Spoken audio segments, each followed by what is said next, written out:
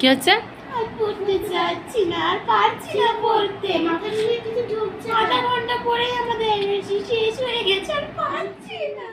একজন মায়ের কাছে সবচেয়ে কঠিন কাজ কোনটা জানেন? বাচ্চাদের পড়ানো আর সেই সাথে হচ্ছে বাচ্চাদের খাওয়ানো। এই দুইটা কাজ যে এতটা কঠিন, কার কাছে কেমন লাগে জানি না, আমার কাছে কিন্তু ভীষণ কঠিন লাগে। কেন কঠিন লাগে সব কিছু আপনাদের সঙ্গে বলবো। হ্যালো এভরিওয়ান, আসসালামু আলাইকুম।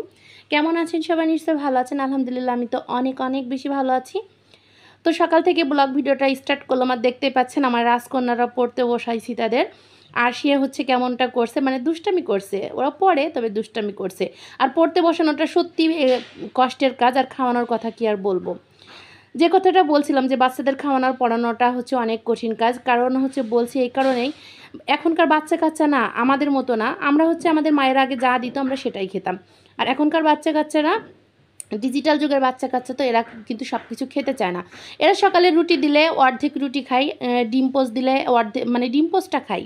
এরা নুডলস খায়, এরা হচ্ছে পাস্তা খায়। আর আমাদের সময় কি বলেন তো, আমরা হচ্ছে মায়েরা গরম ভাত রান্না করে দিত, সেই ভাত খেয়ে স্কুলে যেতাম, আবার সেই ভাত নিয়েই স্কুলে যেতাম। কিন্তু এখনকার বাচ্চা কাচ্চারা সকালবেলা ভাত দেখলে নাক সিটকায়, এদের নাকি ভাত দেখলে বমি লাগে। তো আমার বাচ্চা কাচ্চাও কিন্তু এর ব্যতিক্রম না, সকালবেলা তো ভাত খেতেই যায় না।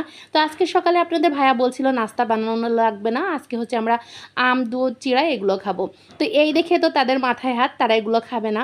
তো হচ্ছে তারা এগুলো খাবে না দেখে আপনাদের ভাইয়া আবার বলছিল কেন খাবে না, এগুলো মাঝে মধ্যে খেতে হয়, কারণ এরকম নাস্তা খেতে আমাদের কিন্তু ভালোই লাগে।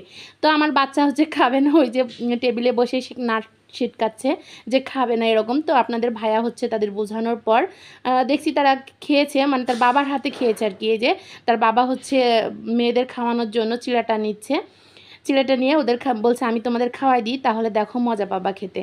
তো তার বাবার হাতে বেশ মজা করে খেয়েছে। আমার হাতে হলে কিন্তু এভাবে খেত না। আর হচ্ছে ওরা সকালে মিষ্টি জাতীয় কোনো জিনিসই খেতে চায় না।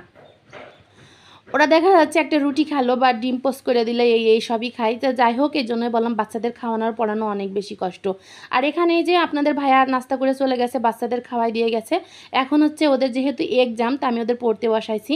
তো ওরা পড়ছে, আর কি ভিডিও করব কিছুই বুঝতে পারছি না। তো ওরা পড়ছিল, ওই ভিডিওটাই আমি নিয়ে নিলাম, নিয়ে আপনাদের সঙ্গে একটু শেয়ার করলাম। তো কার কার বাচ্চারা এমন আছে পড়ার সময় আর খাওয়ার সময় দুষ্টামি করে? আমার বাচ্চা দুটো বড় হয়ে গেছে, তবে দুষ্টামি কিন্তু এখনও কমে নাই। তবে মাশাল্লাহ, পড়তে বসলে অল্প সময়ের মধ্যে তাদের পড়াটা মুখস্থ হয়ে যায়, তবে পাশে ধৈর্য ধরে বসে থাকতে হয়। আর পেজ চালানোর ক্ষেত্রে কি হয়, আমি যদি ভিডিও দেখি তো তারা পড়াশোনা বন্ধ করে দেয়। কিছু করারও নাই, কি করব, পেজ চালাতেও হচ্ছে, সেই সাথে বাচ্চাদের লেখাপড়ার দিকেও একটু নজর দিতে হবে, কারণ ওরা এখন অনেক ছোটো। যাই হোক, ওদের পড়ানোর পর আমি হচ্ছে দুপুরে রান্নাবান্না সেরে এখন এই যে একটু বিকালের দিকে হালকা চা নাস্তা খেয়ে নিচ্ছি।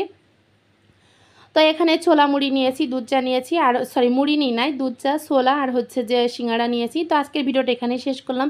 সবাই ভালো থাকবেন আর সুস্থ থাকবেন। আল্লাহ হাফেজ।